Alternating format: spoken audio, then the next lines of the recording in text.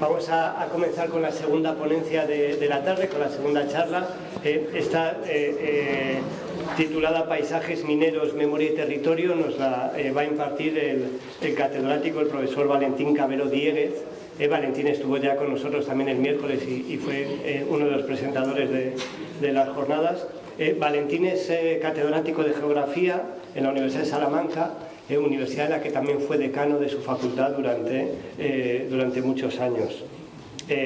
Ha desarrollado su labor académica en las universidades de León, de Extremadura y sobre todo de Salamanca. Ha publicado cientos de trabajos, muchos libros, y en la actualidad continúa trabajando en proyectos transfronterizos sobre el análisis del territorio con enfoque multidisciplinar, con las universidades y centros de estudio portugueses de Trás-os-Montes y Beira Interior. Es ganador, y acabo con esto, del Premio Internacional Eduardo Lourenço 2022, celebrado en Guarda, en la ciudad portuguesa de Guarda, sede del Centro de Estudios Ibéricos. Muchas gracias, Valentín, por acompañarnos y por haber estado tan implicado en todas las jornadas. Muchas gracias a todos y buenas tardes por acompañarnos en esta reflexión tan viva y que a la provincia de León tiene pues una connotación especial. De alguna forma, algunas de las imágenes y de los comentarios que hemos visto hasta ahora dan a la minería de León y a los paisajes mineros una escala que podríamos decir que se convierte en una escala universal, desde el punto de vista de la construcción del territorio y de las memorias colectivas, porque justamente han aparecido ahí mineros que no son de la provincia de León, que unos son de Cabo Verde, que otros son de Braganza, que rebasan, que son de Cabo Verde, muy lejos. Ver las islas de Cabo Verde, venir a trabajar aquí, allá perdidas en el océano, de donde salieron, por otra parte, los esclavos hacia América, de aquellas islas, muchísimos. Nos habla de un universo que rebasa lo local. Y los paisajes mineros se convierten en ejemplos de referencia. Por eso yo os pediría que tenemos que manejar como dos escalas. La escala temporal, el tiempo de la minería que hemos vivido en el siglo, fundamentalmente a partir del siglo XIX y de la revolución industrial, la que hemos vivido en la autarquía económica de España, unos tiempos difíciles, durísimos, los que hemos vivido en la parte del desarrollo, y lo que estamos viviendo en el momento actual. Son, por lo tanto, vaya, alguien interrumpe esta conversación que yo no tengo, no tengo ni móvil casi, y el único que tengo viene a sonar en estos momentos. Lo siento mucho. Bien, entonces, lo primero que yo quisiera hacer son estos interrogantes que aparecen ahí. La minería y la transformación del territorio. La minería es la fuerza perturbadora más potente que ha tenido el hombre para cambiar las cosas, el relieve, y para extraer recursos. Pero resulta que esos recursos son recursos naturales claves, no renovables. Lo que se saca de la mina no vuelve nunca más. Y esto es una clave fundamental en las economías y en el medio ambiente.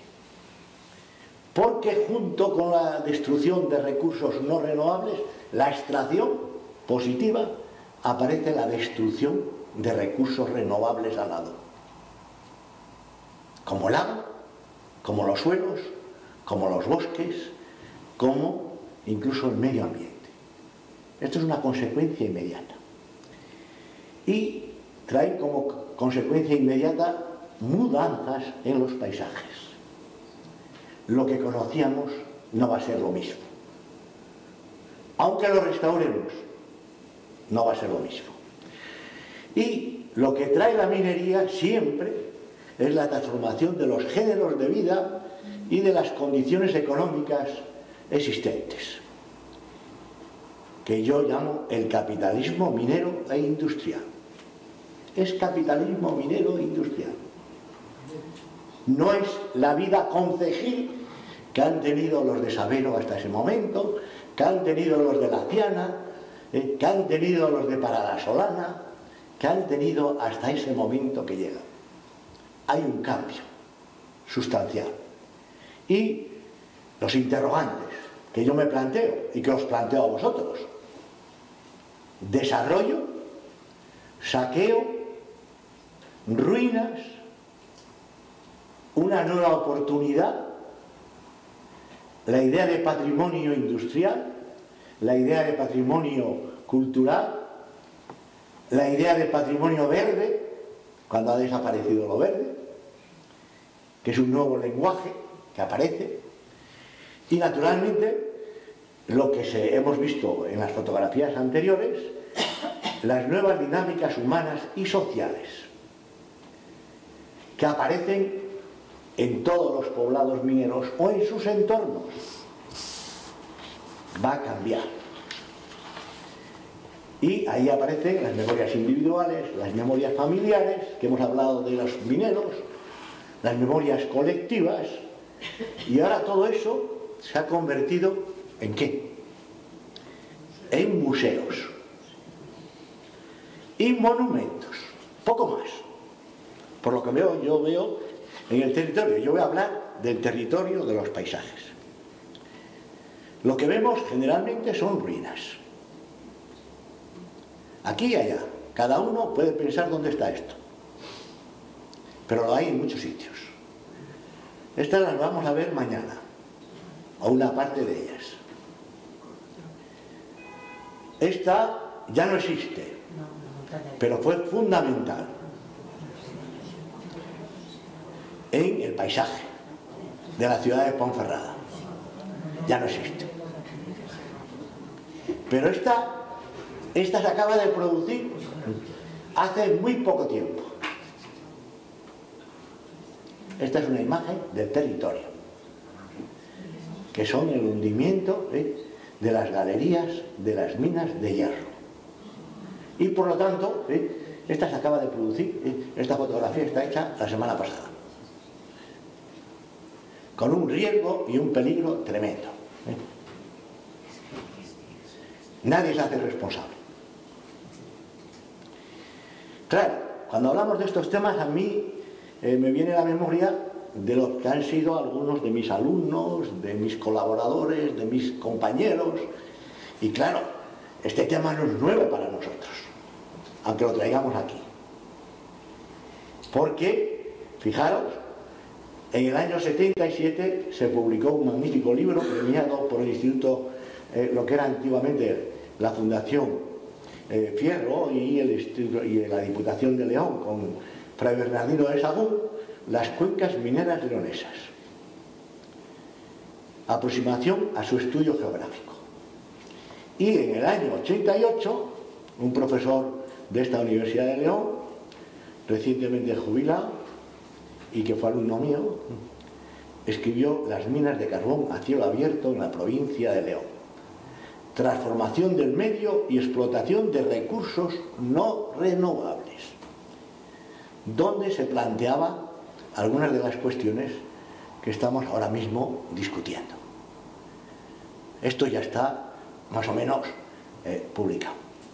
En ese intento de ver el territorio desde la transformación de los recursos naturales y de la minería, pues nos planteamos en su momento, esto es un recuerdo simplemente bibliográfico, nos planteamos un recuerdo afectivo, valorando el territorio, en la provincia de León y sus comarcas, que publicó el Diario de León en el año 88, donde en algunas de las comarcas estudiadas, particularmente la Ciana, el Bierzo, las cuencas hulleras de la montaña central leonesa, etcétera, estaban tratadas precisamente con una visión del territorio y del paisaje, de lo que estaba ocurriendo. Y en la última edición que se ha hecho del territorio de León, provincia, comarcas y ciudades, esto aparece de nuevo como una reflexión hacia el territorio y sus gentes, porque no nos podemos olvidar nunca de los habitantes. Bien, ahora os voy a pedir un pequeño esfuerzo histórico. ¿Qué ha ocurrido en la provincia de León a lo largo de estos tiempos? Os voy a poner unas cuantas fechas decisivas para lo que ha ocurrido. 1846, la Ferrería de San Blas en Sabero, creada por la Sociedad Palentino-Leonesa de Minas. Es el primer alto horno, para los que hacen historia económica y para los que no lo sepáis, es el primer alto horno de España. No es el primer alto horno, no aparece en la ría de Bilbao, no aparece en Trubia, no aparece en Málaga, aparece un poco después, aparece en Sabero, 1846. Lo dicen los historiadores económicos, está confirmado. Fracaso por circunstancias de comunicación, por circunstancias de alejamiento de las zonas industriales. Y es una inversión muy interesante, es para contar aquí historias paralelas, porque uno de los grandes inversores es el Maragato Cordero, de la maragatería, uno de los grandes inversores, que viene con una mirada ilustrada desde Inglaterra, donde estaban en el exilio, por otra parte. Entonces hay aquí historias muy interesantes que son paralelas a lo que yo quiero decir y que no me quiero extender. 1890-1894, el ferrocarril de la Róbala a Balmaseda. Balmaseda lo podéis ver con B o con V. Bilbao. El Transcantábrico. El llamado también el Ullero. El llamado también el Lechero. Y el nacimiento de la gran empresa La Ullera Vasco-Leonesa. ¿Dónde queda esto? En el Museo Ferroviario de Cistierna. Un poco. Porque el Transcantábrico fue la revolución de toda la cordillera cantábrica. Toda. En la vertiente justamente del interior. No en la costa, que ya se estaba transformando. Transforma los pueblos tradicionalmente agrícolas y ganaderos en pueblos industriales. O transforma las ganaderías extensivas en intensivas, progresivamente. Y se introducen razas mucho más productoras, sobre todo en la montaña de Burgos, que queda cerquita de Bilbao, y necesitaban mucha alimentación. Y se crean las primeras fábricas lecheras, y empieza el capitalismo industrial. Esto es fundamental tenerlo en cuenta para que el territorio lo veamos de otra manera. 1918-1920, MSP y el ferrocarril de Ponferrada a La Ciana.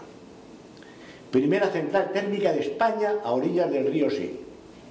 Hoy Museo Nacional de la Energía. Hemos convertido la térmica histórica en térmica cultural. 1944, Endesa, Empresa Nacional de Electricidad, con capital del Instituto Nacional de Industria, y la producción de energía térmica a partir del carbón del Bierzo. Esto es fundamental. La ligazón de las centrales térmicas al carbón de la provincia de León. Compostilla, 1949, y 1965-72, Compostilla 2, en Cubillos del Sil, que acaba de desaparecer como producción. Estas son fechas claves para entender la transformación del territorio. Ahí tenéis el ferrocarril de Ponferrada, Ciana, que ahora se reclama como un ferrocarril cultural. Ahí tenéis la primera central térmica de Ponferrada, clave, convertida actualmente en Museo de la Energía. Más fechas. para llegar a donde estamos ahora. 1940 a 1958. Explotación y minas de wolframio, que las vamos a ver mañana. No me detengo ahí, mañana hablamos de esto. 1954, explotación de las minas de hierro Coto, Wagner y Vivaldi. Luego hablaré de esto, un poquito, si me da tiempo. Es otra fecha clave, porque es cuando se piensa que se va a cumplir el sueño de la industrialización definitiva de la provincia de León. 1965-71, Central Térmica de la Robla, Unión Eléctrica Fenosa, hoy Naturgy. Gran consumo de carbón de las cuencas de Gordón y Matallana en la montaña central leonesa. 1968, inicio de la fábrica de cementos de la Robla, con la expropiación de las fincas del paraje de las Lamillas. Esto lo pongo por una razón. Todas las minas, todas las centrales, todo lo que os estoy diciendo lleva consigo salir en el boletín oficial del Estado y expropiar terrenos. Terrenos que generalmente eran comunales, muchos de ellos. O que eran pastos magníficos, o que eran prados magníficos, como este de las Lamillas, que es un topónimo muy leonés, las lamas, las lamillas, las llamazales, etcétera, que hace referencia a zonas húmedas. Y esto lo pongo porque no os voy a decir quiénes firmaban este boletín oficial del Estado. Lo podéis mirar. Explotación de las canteras de caliza de la montaña central leonesa y gran consumo de carbón también. 1965-1968, expansión de las canteras de pizarra en la Cabrera Baja. Una de las zonas que yo voy a hablar. Como hemos hablado fundamentalmente del carbón, hay que hablar de otros espacios mineros y claves. 1977 empiezan las explotaciones mineras de carbón a cielo abierto. Este es el contexto. Hasta aquí hemos llegado. A partir de aquí, todos son ya pequeñas mejoras o marchas atrás o crisis. Y a partir de 1986, con el ingreso en la Unión Europea, empieza un cambio económico de apertura y de crisis de estas industrias que eran muy autárquicas, muy ligadas a nuestro consumo interior, como es lógico. Bien, vayamos por lo tanto por partes. ¿Qué es la minería en la provincia de León? Este es un mapa que se hizo con fondos europeos, hecho por la UGT, la Unión General de Trabajadores, y que señala claramente dónde se encuentran las minas, las 132 minas que había abiertas o cerradas o declaradas en el año 2018. Todos son puntos de información. Que este mapa permite ver que toda la montaña cantábrica y todas las montañas del Bierzo, o que yo llamo galaico-leonesas, tienen huellas mineras. Huellas mineras que se configuran de manera clara. Lo negro hace referencia al carbón, lo azul más claro hace referencia al hierro, lo amarillo hace referencia al oro y las otras hacen referencias a otro tipo de minas y yacimientos. Pero como podéis ver, esto habla de una localización en la montaña o en los bordes de la montaña si hablamos del oro.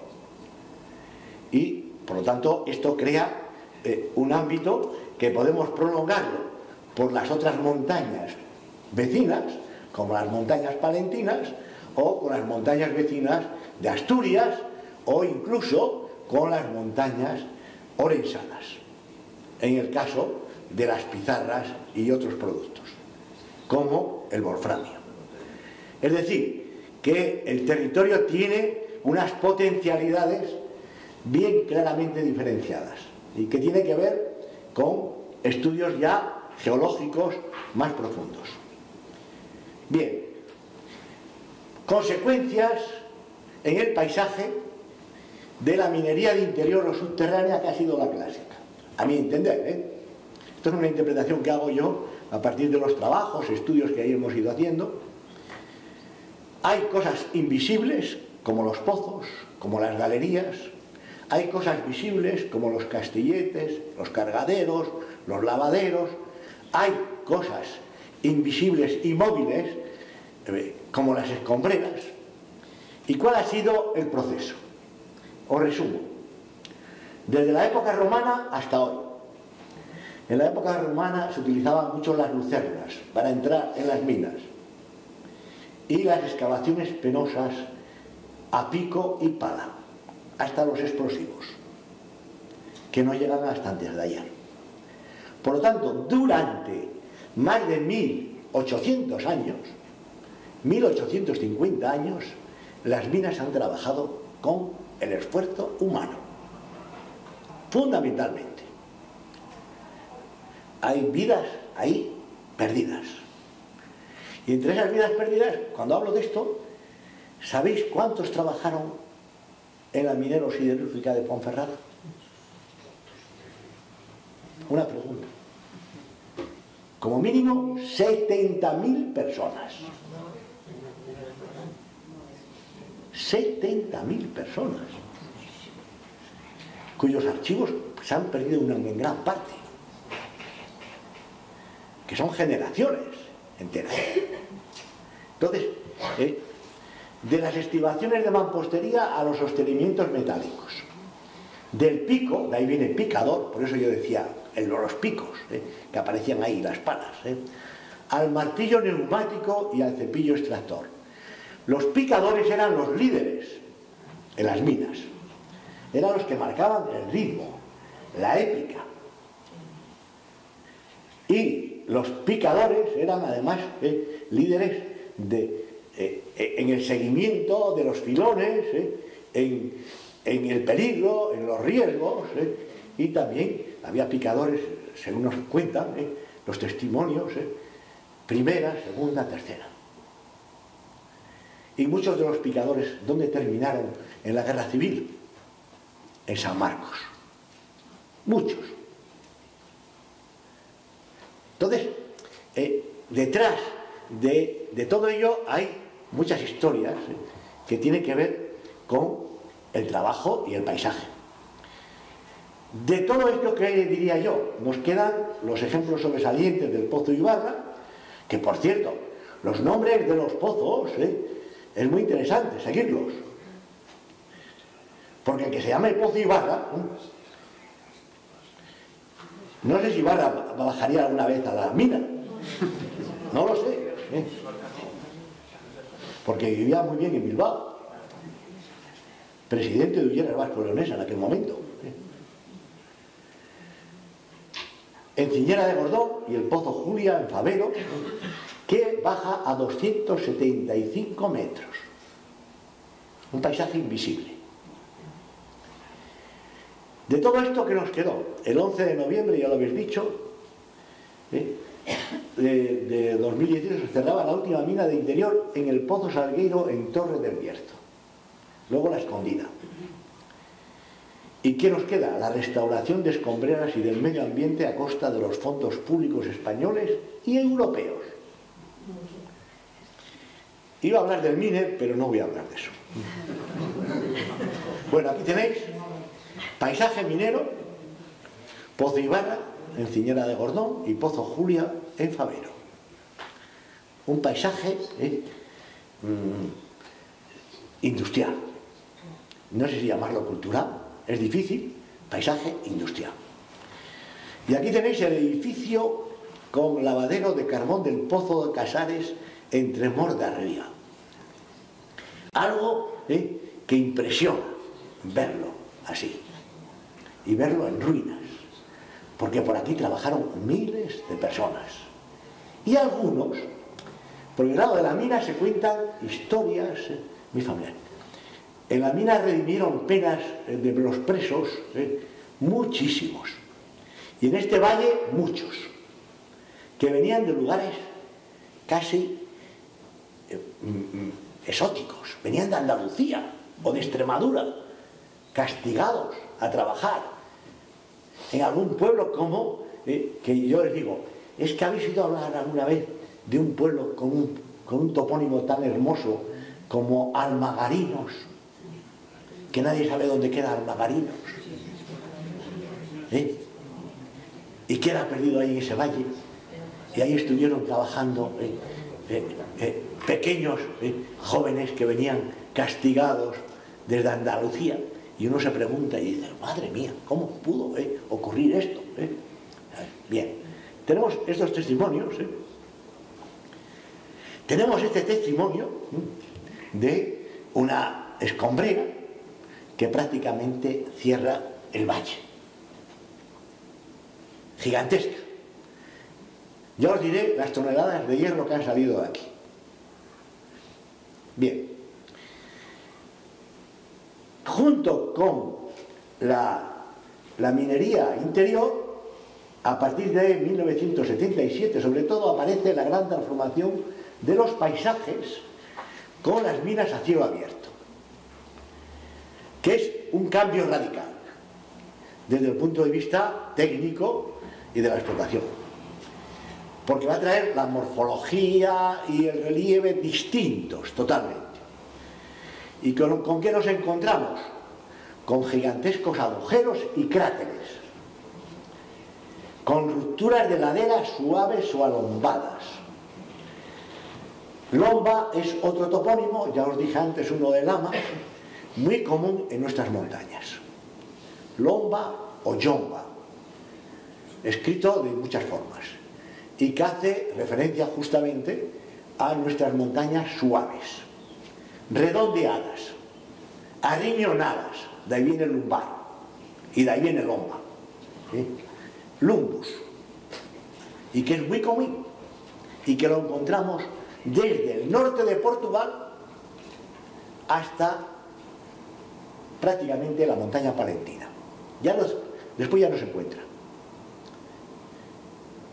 Entonces ya tenéis ahí otra referencia muy rica del cambio del paisaje.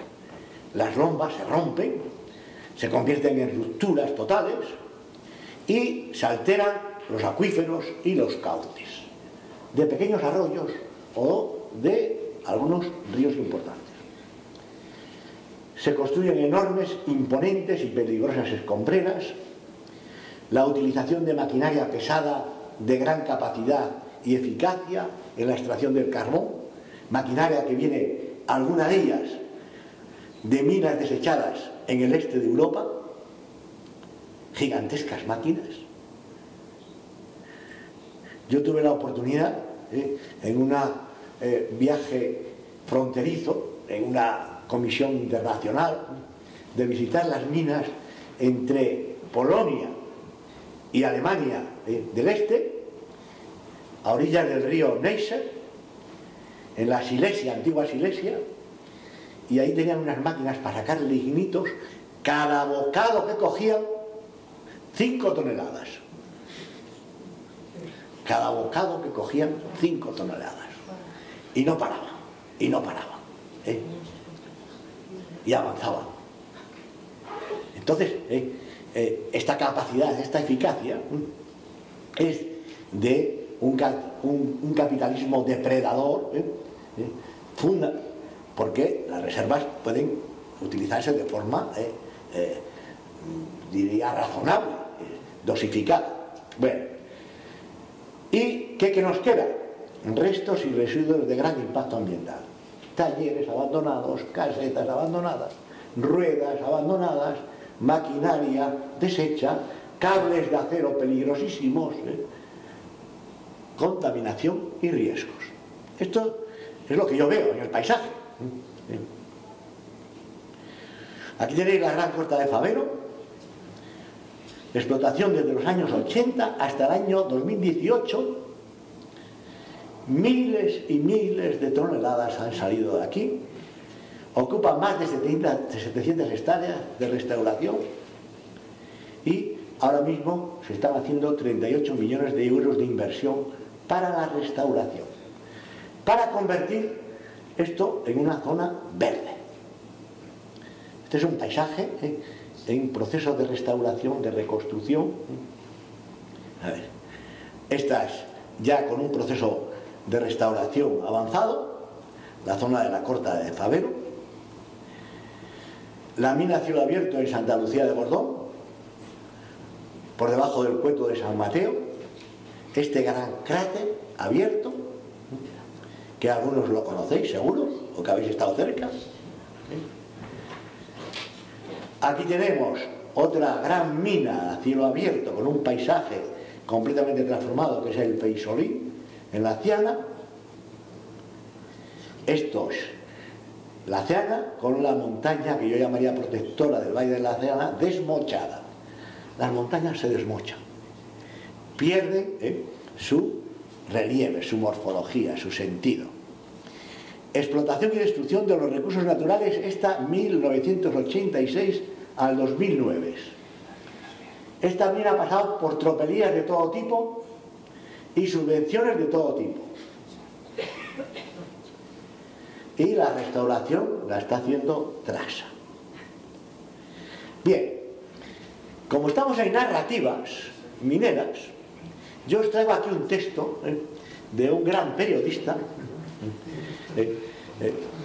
Valentín Carrera, del berciano, un gran defensor de la cultura berciana, y que habla el crimen del Feisolí, y que me parece muy ilustrativo para este curso. Porque no se olvide, el Feisolí y Victorino Alonso son producto de la corrupción de los fondos Miner, dinero europeo destinado a la reconversión de una comarca que ha acabado en bolsillos particulares, mientras las comarcas del Bierzo y la Ciana agonizan. De manera que esta semana en la Audiencia Provincial de León no solo se juzga un gravísimo delito ecológico, más de 2.000 toneladas de azufre vertidas y la destrucción de un ecosistema de gran valor, sino que se juzgan 3 décadas de impunidad y complicidad social. 3 décadas de corrupción en la minería, 3 décadas de degradación ecológica en el lejano oeste. Se sientan en el banquillo un empresario y un alcalde. Faltan 3 presidentes de la Junta de Castilla y León, media docena de consejeros, decenas de concejales, algún que otro guardia civil de Seprona untado, 3 o 4 fiscales y jueces en diferido, y miles de ciudadanos leoneses ciegos, sordos y mudos. Arriba las ramas. Esto lo escribe en el año, el 9 de abril del 2019, Valentín Carrera, como ejemplo de las muchas tropelías que han ocurrido en esta pequeña historia. Bueno, la explotación, la minería y explotación del hierro, el sueño siderúrgico. Este es el sueño fundamental de toda la minería leonesa, junto con antecedentes históricos de todo esto son las ferrerías. Ferrerías que vienen desde la época medieval hasta prácticamente el siglo XIX. Y una iniciativa pionera en el siglo XIX, ya lo he dicho, es la siderurgia de Sabero, con la mina de Alejico, la Imponderable, que es una mina que se puede ver, luego os pondré una imagen. Lo que ocurre es que el sueño minero de la Zurtegui, que es el que crea la gran minería en Ponferrada y el que estudia los yacimientos mineros, era que se iba a crear una nueva Vizcaya, que es el libro que escribe en 1918, una nueva Vizcaya en el Bierzo, que es el título que ha reeditado recientemente el Instituto de Estudios Bercianos, y que da lugar a que él, que era muy amigo de la música calificase ese gran yacimiento entre Ponferrada y Astorga, de unos 45 kilómetros, con Mocoto, Wagner y Vivaldi, en un homenaje a la música. Y la mina de San Bernardo en el Sierro de Astorga, entre Astorga y Grimeda. Ahí termina el sueño de la minería del hierro en esa zona del Sierro de Astorga. Y que pensaban también los de Astorga en esos años que aquello se iba a convertir en un emporio industrial que iba a revivir un poco la ciudad. ¿Qué supone todo esto? La gran transformación del valle, un valle hermosísimo, perdido en los Montes de León, entre el Camino de Santiago y la fosa, la depresión del Bierzo. El valle del Parasoná hasta San Miguel de las Dueñas empieza en 1954, con un teleférico de 2 kilómetros, cerca de 500 trabajadores. Se han extraído más de 13 millones de toneladas y fijaros, en el año 1975 se llegaron a extraer 800.000 toneladas de hierro de mediana calidad. Todo esto se cerró en 1982 ante la competencia internacional y el precio tan bajo de estos minerales, que se dedicaron fundamentalmente a la exportación, fundamentalmente. Bien, ahí tenéis la bocamina de hierro de Alejico. Aquí tenéis la mina de Santa Bárbara en Valle de Parada-Solana a la izquierda, con los óxidos de hierro saliendo. Ahí lo veis perfectamente. Esta fotografía está hecha hace muy poco tiempo. Las escombreras en la ladera, gigantescas. Pero lo que más sorprende es esto. En el fondo del valle, perdido, este molino, esta zona donde se iniciaba la mineralización, ese valle hermoso, con estas infraestructuras que prácticamente las está poco a poco, la naturaleza las va a ir devorando, poco a poco. Detrás de aquí, no os pongo una fotografía, hay un pequeño cuartel de trabajadores en unas condiciones precarias, tremendas. Y esto sí que es sorprendente. Ahí queda como testimonio el cargadero del Coto Vivaldi en San Miguel de las Dueñas, en plena ruina. Pero cuando uno se acerca ahí y se mete dentro, ve las dimensiones gigantescas de ese edificio, de una estructura de cemento armado, con hierros, con todo, con poleas, con todo un tinglado gigantesco que llama la atención la capacidad que tenía eso de carga. Y lo hemos querido ver por las poleas debajo de los cargaderos gigantescas. Han arramplado con todo. Solo queda lo que nos ha podido llevar pegado abajo, hierros o las poleas de hierro. Lo demás ha sido todo prácticamente expoliado. Un ejemplo de paisaje minero en ruinas total. Paso por encima la explotación del wolframio y los paisajes olvidados. Mañana vamos a hablar de eso. Pero sí quería poneros el texto de Raúl Guerra Garrido, El año del Wolfram, 1984, porque reproduce muy bien la idea que planteamos al principio de este curso, que era la idea de hormiguero. Hormiguero en las minas de oro en Brasil, en la Sierra Pelada, recogida por Sebastián Salgado, y la idea de hormiguero posiblemente en las médulas en su momento, y la idea de hormiguero que describe aquí Raúl Garrido. La peña pasó de una soledad lunar al trajín de un hormiguero. Hasta por la noche las luces de carburos y linternas no cesaban en sus guiños, como si la santa campaña también se hubiera decidido a participar en la faena. Donde los hombres picaban, los niños hacían el rebusco y en los dobles restos áridos resultantes las mujeres ensayaban el lavado con palangana. Siempre quedaban sobre el latón granos opacos, negros, pesados, más rentables que el jornal, a que por otra parte no tenían acceso. Esto lo describe muy bien Raúl Guerra Garrido, que por otra parte escribe magníficamente otras descripciones del Bierzo. Voy a terminar, y a ir terminando, luego hablaré de otro tema, si me da tiempo, del hábitat rural, las canteras de pizarra,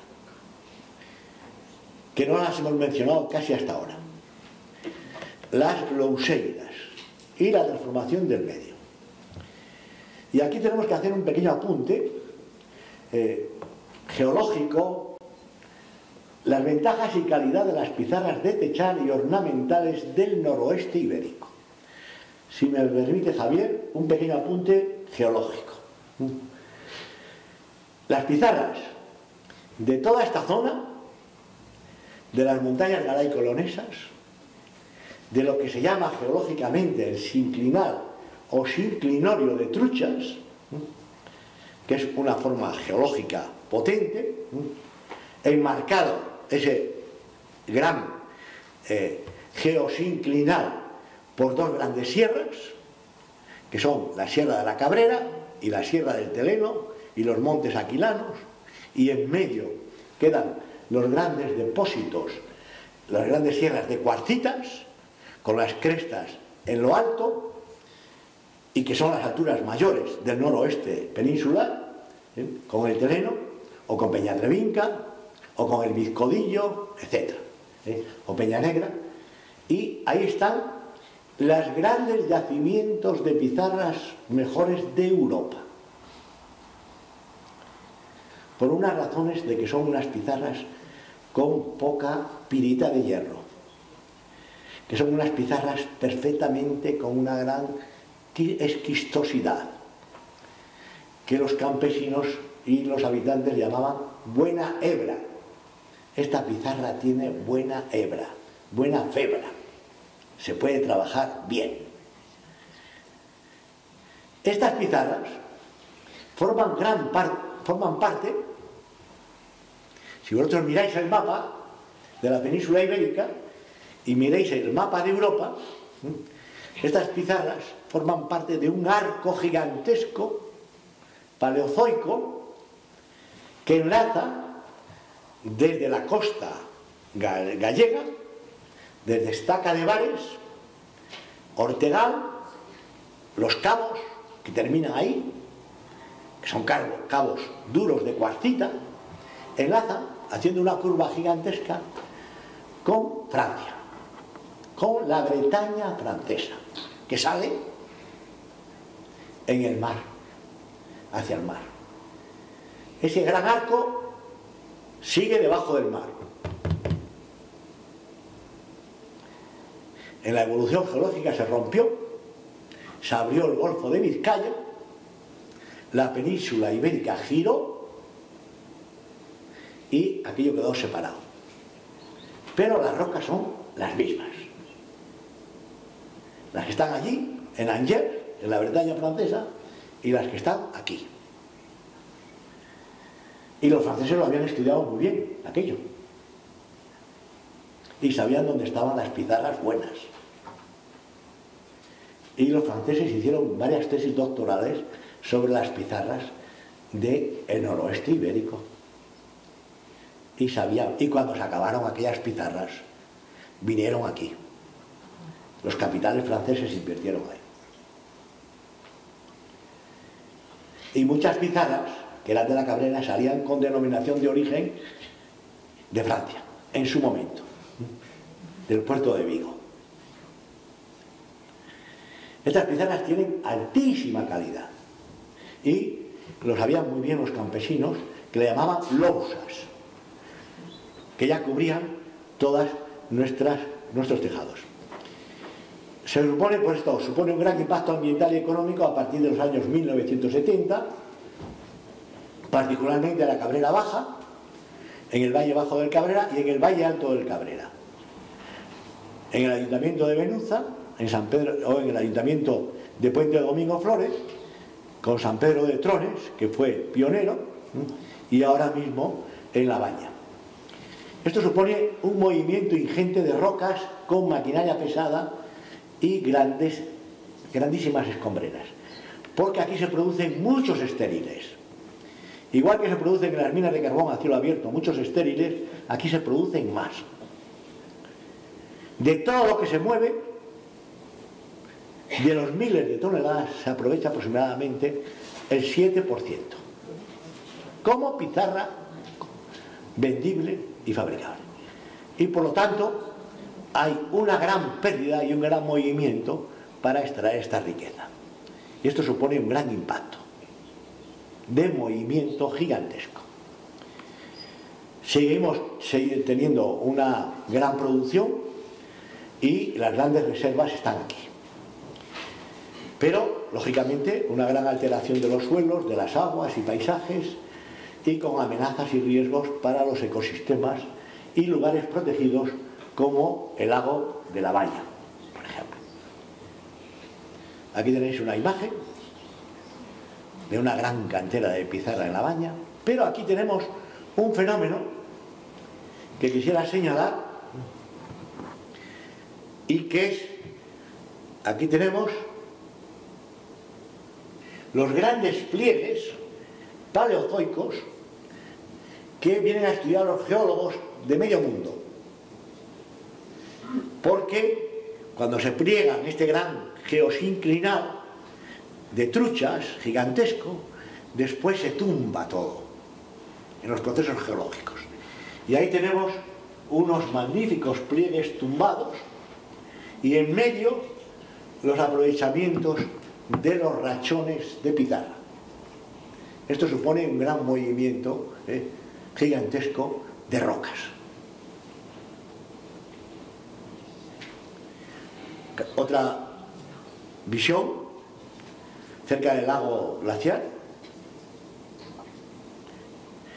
Bien, quisiera terminar con una consecuencia clave, si me da tiempo. Hábitat rural, extracción minera y cambios socioeconómicos y mudanzas en los lugares. No entendemos el cambio de los paisajes y la provincia de León sin estos hechos. El latido de la mina trasciende todo. Transforma la vida cotidiana, transforma la vida de los paisanos y transforma la vida del que llega. Supone, en primer lugar, un gran crecimiento demográfico y las nuevas jerarquías del territorio. Sin las minas no entenderíamos Ponferrada. Ponferrada es un pueblo grande. Cuando en 1918 llega la minero-siderúrgica de Ponferrada, las referencias eran siempre Villafranca del Bierzo. Villablino era casi más pequeño que San Miguel de la Ciana. Cuando llegan las minas, no digamos La Robla, no digamos Aveiro, crecen con primero una gran inmigración interna dentro de la provincia y luego una gran inmigración externa. Y ese crecimiento, pues lógicamente ahora se ha convertido en una especie de desolación en estos momentos. Villablino llegó a tener 16.000 habitantes, el municipio. Ahora los datos de 2024 nos darán como mucho 7.500, la mitad. Salió a una mina, Barruelo de Santullán, tuvo 8.000 habitantes, ahora no sé si llega a 1.000. Entonces, esto es la otra. Se transforma el caserío tradicional. Las cuadras se convierten en alojamiento, las casas se multiplican para la llegada de los emigrantes, se crece de una forma desordenada. Aparecen los barrios espontáneos y sin planificación. Os voy a poner un ejemplo luego. O aparecen las barriadas y barrios planificados por las empresas. Como modelo, ciudad-jardín, cuando las empresas son, diría, más responsables. Sobre todo para los técnicos e ingenieros. El ejemplo más claro de todo esto es Compostilla en Ponferrada. Ese es el ejemplo de barrio más planificado, de intento de ciudad-jardín, de amplitud, de higienismo que beben de las empresas inglesas, sobre todo, etc. O aparecen lo que ya habéis puesto, las imágenes, los cuarteles y viviendas en bloque de varias plantas, donde muchas veces viven familias hacinadas en determinados momentos, con gran esfuerzo de las mujeres, sobre todo. O los paisajes de construcciones ligadas a la mina, al transporte o al consumo de carbón. Espacios de apilamiento, de maniobras, vías férreas, almacenes, talleres, cargaderos, castilletes, cintas transportadoras, ramales, planos inclinados y un etcétera, etcétera, de transformación del paisaje.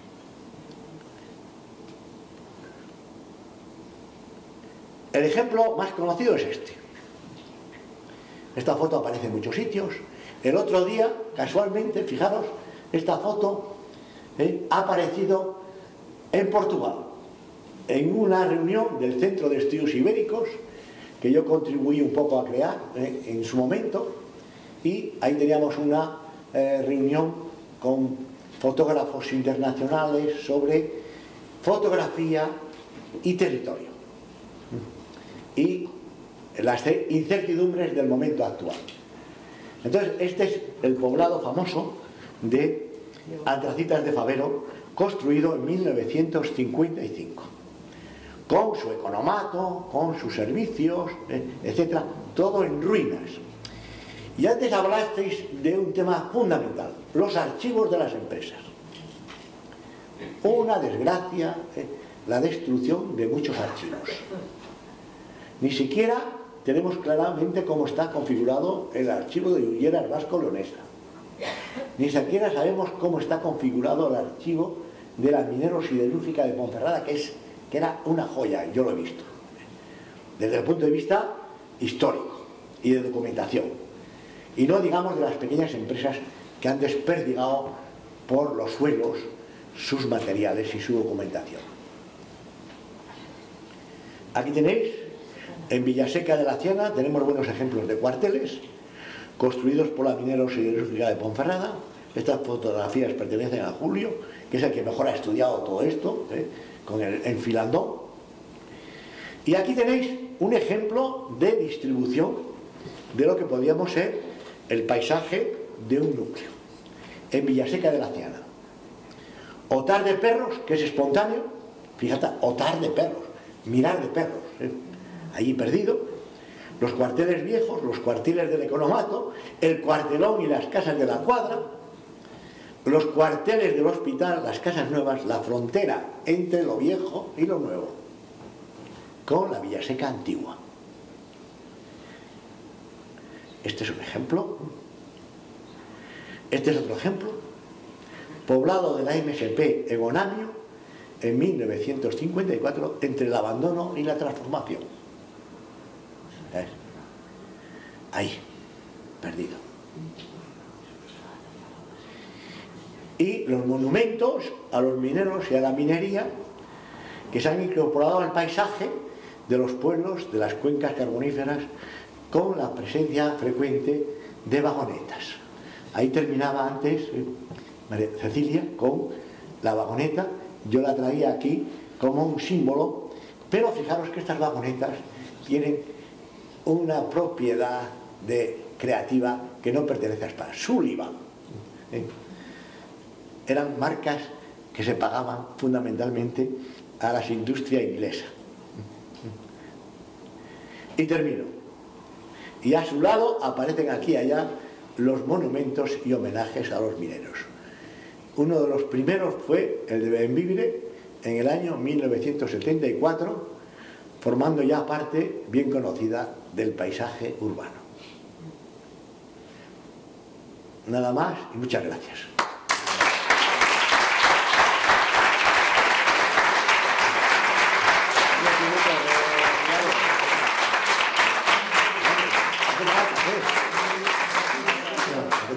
Muchas gracias, Valentín.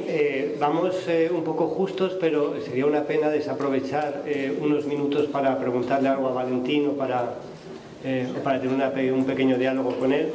¿Alguien tiene? Sí. Bueno, quería sobre todo preguntarte un poco por el futuro, ¿no? Hemos visto que el balance de todo esto, de esta cantidad de recursos que ha tenido la provincia y que han sido explotados, hablaste antes del término, utilizaste el término capitalismo expoliador o algo así, me pareció. Yo hablé capitalismo minero. Lo hacías con referencia a Polonia, me parece. Ah, bueno. Sí, cuando hablaste de la mina de Polonia, pero quiero decir, aquí también se ha dado eso. Sí. Toda esa riqueza no ha repercutido para nada en un desarrollo de la provincia, en un desarrollo de la zona, ni de las comarcas mineras, sino que parece que esa riqueza se ha fumado y se ha ido a otros lugares, y a otras instituciones, y a otras personas, etc. Es verdad que fugazmente, durante el tiempo en el que estuvo la actividad, bueno, pues los mineros cobraban buenos salarios, etc. Había como una cierta calidad material de vida en las comarcas mineras, pero hemos visto como todo eso se ha venido abajo y se ha hundido estrepitosamente. No tenemos nada más que ver en términos demográficos como esta provincia es, yo creo, si no me equivoco, la provincia de España que más población pierde de padrón a padrón, es decir, de año a año, es la provincia de España que más población pierde. O sea, da idea de ese nivel de postración que tiene. Dado que esos recursos, se me ocurre lo que algunos economistas, sobre todo a nivel internacional, manejan el término de la maldición de las materias primas, ¿no? Se habla un poco de esto. Parece que aquí hemos padecido la maldición de las materias primas. Como tú dijiste, son no renovables, evidentemente. Sí. No, pero la pregunta era, ¿cuál es el futuro? Después de todo esto, después de toda esta debacle, después de todos estos deterioros medioambientales, esta pérdida de población, etcétera, etcétera, ¿cuál es el futuro de estas comarcas, desde tu punto de vista? Bueno, yo no me atrevo a darte una respuesta, diría razonable. Porque claro, en este tema hay tantas emociones por parte de unos, por parte de otros, hay tantas falacias por parte de algunos gestores públicos o incluso por los grandes poderes económicos, falacias llenas generalmente de lo que ha sido siempre el mensaje: va a haber mucho empleo para todos, va a haber mucho dinero para todos, y entonces la mina se convierte en una especie de eso, de filón, de mito del dorado. Es un dorado. Los que vienen a la mina venían al dorado, a veces con condiciones precarias, y eso favorecía que las empresas, por un lado, tuviesen un proteccionismo económico, los grandes parabienes de los poderes locales, siempre un capitalismo, que diría yo, codicioso, nada viendo el futuro, ni viendo las condiciones generales. Y claro, eso siempre plantea que unos digan, aquí tenemos futuro. De hecho, se nos ha comentado que algunos mineros votaban pues para que desapareciese la mina, cuando con las promesas eran de un futuro halagüeño. Mentira, nunca fue así. O, al contrario, los mineros que estimulaba Victorino en contra de sus cierres para favorecer un poco la continuidad de la mina con subvenciones una y otra vez. Entonces hay una dialéctica muy contradictoria en todo esto.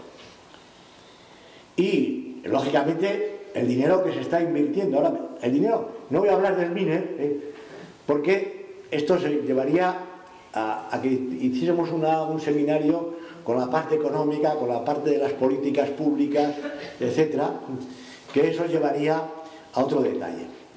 Pero es muy difícil convertir unas zonas degradadas en un futuro que llaman verde. De hecho, los proyectos que hay están todos marcados por la idea de verde. Pero lo mismo aparece ahora mismo en el capitalismo más voraz. Todo está marcado por lo verde, por la naturaleza. ¿Cómo se llaman las grandes empresas ahora de fotovoltaicas? Green Power, poder verde. ¿Cómo se llama la nueva empresa que absorbió toda Unión Eléctrica Fenosa, lo que fue la anteriormente Fenosa, lo que anteriormente fue Moncabril? Se llama Naturgy, energía natural. Con lo cual hay una falacia del mensaje. Es imposible. Y por lo tanto hay que ser muy prudentes con estos mensajes. Aunque muchos alcaldes, lógicamente, y muchos tal, tengan que hacer un esfuerzo para sacar adelante una situación difícil, precaria. Pero estos fondos son fundamentalmente europeos. O del Estado, no de la comunidad autónoma. Y ahí, yo comparando un poco lo que tú decías del este de Europa y lo que está ocurriendo aquí, no son comparables por la dimensión, la escala, Aquello es de una escala gigantesca, casi inimaginable, de miles de hectáreas, de haberse abierto. Y allí lo que han hecho es grandes lagos. Han desviado ríos enteros para alimentar los grandes cráteres de las minas a cielo abierto y hacer grandes lagos. Saneando antes, porque claro, hay un problema de acidez tremendo. Saneando antes todas las tierras, que es difícil. Grandes lagos deportivos, de pesca, de mejora ambiental, algunos monumentos de las antiguas ruinas de las empresas, pero eso no ha salvado la economía del este. ¿Sabes? Allí, lo que yo he podido ver y observar.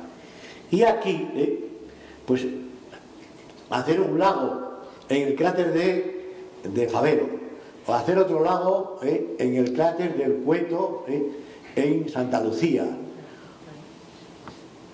Y lo que está claro es que muchas minas a cielo abierto, las canteras de pizarra de la Cabrera, eso es dificilísimo restaurar. Y ya han contaminado prácticamente el lago, el río Cabrera, que era un río truchero, ya no tiene nada. Está lleno todo de residuos, que además son muy contaminantes, esa riqueza. Entonces yo lo que creo es que tiene que haber un gran esfuerzo colectivo de los concejos de que muchos de los terrenos que fueron concejiles y públicos vuelvan a los concejos, a los pueblos, aunque estén abandonados los pueblos, a veces, porque si no va a venir una nueva colonización en una generación ahora con todas las explotaciones eólicas y fotovoltaicas. De hecho, muchas de ellas se han querido poner en antiguas minas a cielo abierto, como una forma de restaurar y volver a la riqueza al país.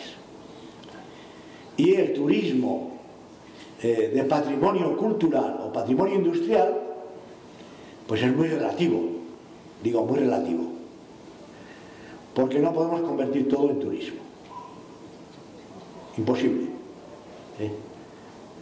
Y yo creo que la Ciana, por ejemplo, tuvo siempre una ganadería fundamental, una ganadería riquísima, que era modelo en toda España. Y la montaña central leonesa tuvo una ganadería excelente, modelo en toda España. Y aunque sea difícil volver, hay que mirar un poco los recursos renovables. Los recursos renovables. Y la montaña verde y la montaña del agua. Porque, y ya lo decían los clásicos, tú lo sabes, en la montaña están las fuentes de la vida. Lo decían. Y además añadían otra cosa. Humboldt, en la montaña está la libertad. Que lo decían en alemán, en los ilustrados. Im Bergen ist Freiheit. Y claro, esto se casa mal con una minería depredadora.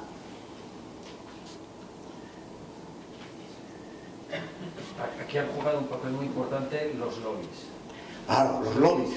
Claro. Fíjate, por ejemplo, el caso del tren de la Robla, el empuje que pegaron aquellos primeros lobbies que para que sus minas llegasen a poder en algún momento explotarse, hicieron fuerza y presión para que el tren pasase por sus zonas y revitalizar con ello la industria minera de toda esa zona de la montaña leonesa, ¿no?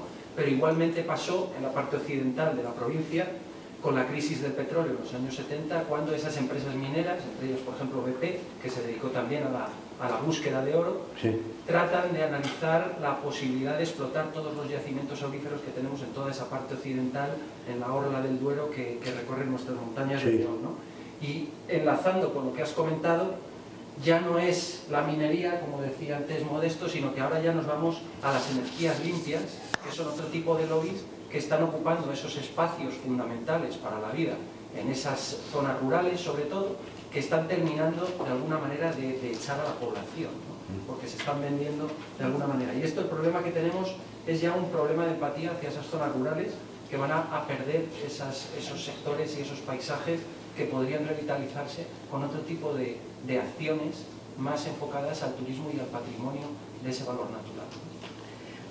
Yo el mensaje que quiero dejaros es que, dadas las crisis que hemos vivido en estas últimas décadas, en estos últimos años, el mundo rural empieza a tener virtudes que las ciudades no tienen. Y ahora mismo, el capitalismo más madrileño, el capitalismo de las grandes empresas, está apostando por comprar el mundo rural.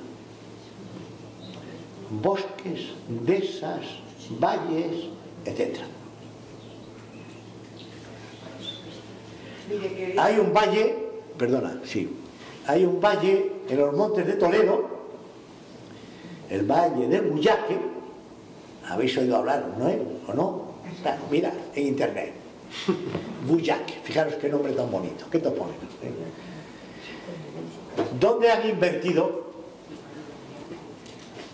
grandes jugadores del Real Madrid? En paisaje rural, en viñas, en dehesas rurales, algunas de ellas abandonadas por los campesinos que fueron a trabajar a las minas o a otro sitio. Entonces hay una vuelta ahora mismo grande de intereses sobre el mundo rural o sobre los recursos renovables del mundo rural, entre ellos el paisaje y lo verde verdadero, que son los bosques de roble, los bosques de abedules, los bosques de haya, los prados naturales, las nacientes de agua, que tienen nombres muy bonitos, como la fuente de la Fermosina, que nace en el lago de Truchillas. Ahora hacen deporte por allí, pasan corriendo, pero no ven la fuente.